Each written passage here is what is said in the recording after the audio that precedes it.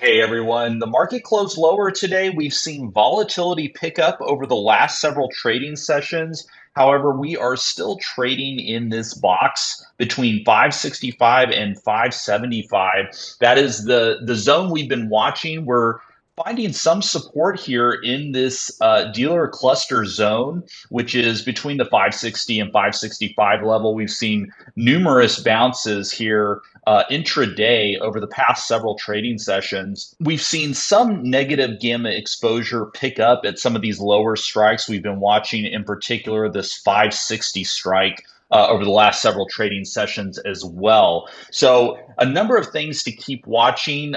My particular bias is that the market will likely see a bounce here.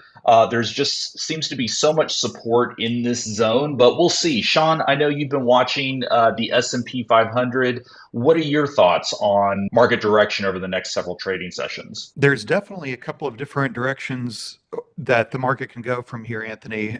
To state the obvious, either up, down, or I guess the third one would be sideways.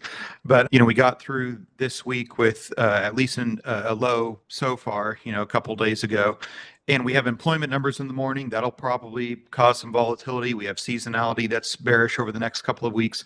Regardless, we've got a really good group going in Discord, and they're really capitalizing on the gamma data that we're seeing on an intraday zero data expiration basis.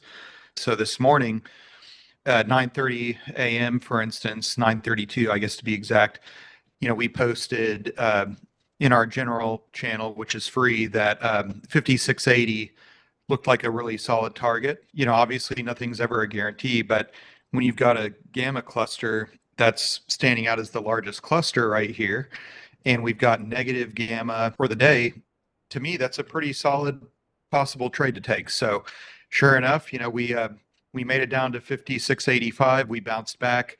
And then later in the day, we ended up tagging that 5680 on the dot. And, there were some people that made a lot of money off of that, which is great to see. Yeah, thanks for bringing that up, Sean. That's a really good point, and that was a great call this morning as well. Another thing I wanted to just highlight here, real quick, before we move on, is the VIX. We've been talking about the VIX the last several trading sessions as well, ever since this major spike here a few days ago. And Sean, I think you pointed out the gamma exposure concentration at the 20 strike. That was, I know, a target of yours here about a week or so ago. We hit that, and I think it's interesting that the VIX has been hanging out around this 20 level. Of course, we're seeing the VVIX, which is the volatility of the VIX, pick up, and we're seeing the VIX as well, just bouncing here multiple times between 19 and 20. And something that I'm watching here is the growing concentrations of gamma exposure at the 22 strike and the 23 strike. They're still on the small side for now, but I think these gamma exposure clusters here are something to watch. We could see this G1 level here that we identified as a dealer cluster. We could see that start shifting higher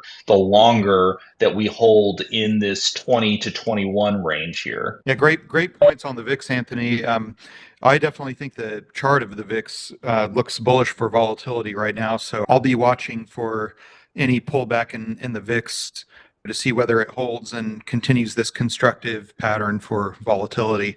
And that brought me to looking at Apple, which the chart to me looks kind of neutral. We made this high a few days ago, which you can see right here, and we've pulled back to the middle Keltner channel, and that's basically three attempts to break through it, and it keeps getting bought back up.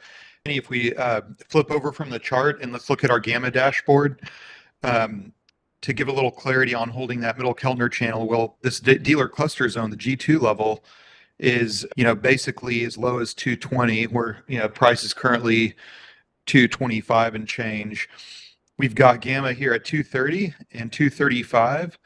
So I don't know if this is going to happen tomorrow, but sometime in the next couple of weeks, I think there's pretty good odds that we see slightly higher levels on Apple. Yeah, definitely something to watch there. Next, I just wanted to talk about Tesla real quick. We can see that Tesla has really been holding to these dealer cluster zones, bouncing from the 240 all the way up to the 260 zone here and back down here again, back to the 240. One thing that I was noticing, though, was the gamma exposure concentrations were still pretty large at the 260 and the 300 strike. These are levels we've been watching now for the past month.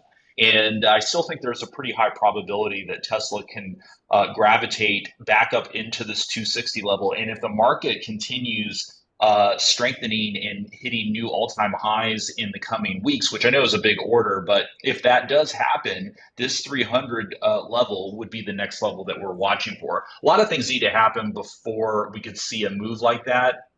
Tesla's really struggled over the last couple of years, but I do think that it has found some buying support here over the last several months. And so that 300 strike is definitely something to keep your eye on in the coming months. Interesting idea, Anthony. I'll share our last one here, which is Amazon. And you can see on the chart, I think the chart looks more bullish than Apple personally, but we've got this kind of stair step consolidation just below the middle Keltner channel, which is right here. We're currently on 182. The whole moving average, which gives our bias toward the short side. However, if we go back over and look at the gamma dashboard, and another thing I wanted to point out is that it looks like a lot of our 3D chart shows,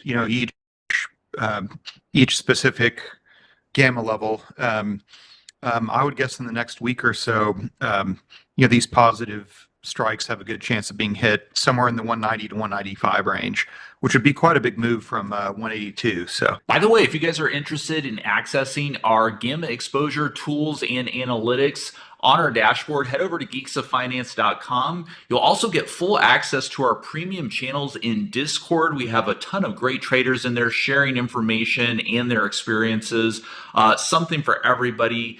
You definitely want to check that out when you get a chance. I'll put a link to the Discord below as well. Thanks so much, everybody, for watching, and we'll see you guys in the next video.